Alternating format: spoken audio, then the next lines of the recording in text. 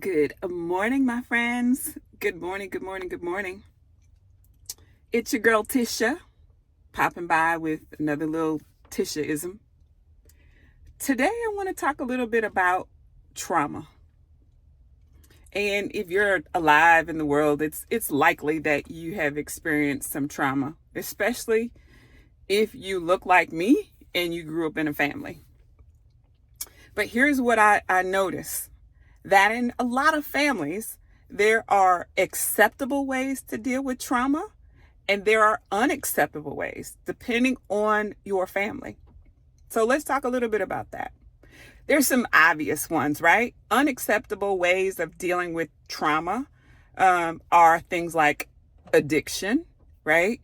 And we don't really talk about, we often talk about the behavior of the addict and how it's impacting the rest of the family dynamic. But what we don't have a conversation is a lot of times that addiction originated in trauma.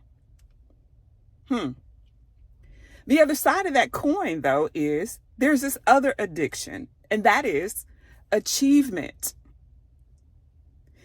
Yeah, many of us who are overachievers, we do so in response to trauma. It's a trauma response. And so oftentimes families celebrate what's acceptable on the outside. We don't really deal with what caused the trauma response to begin with. So here's what I would encourage you to do. Take a look and see how much of your behavior is in response to unresolved trauma. And I also want you to be kind to those family members who may also be engaging in a trauma response that's not so acceptable to the family.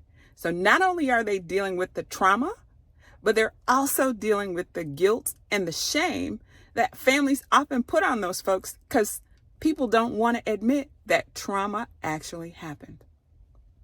That's my Tishaism for the day. Trauma. Take a look at it, my friends. Have a great day.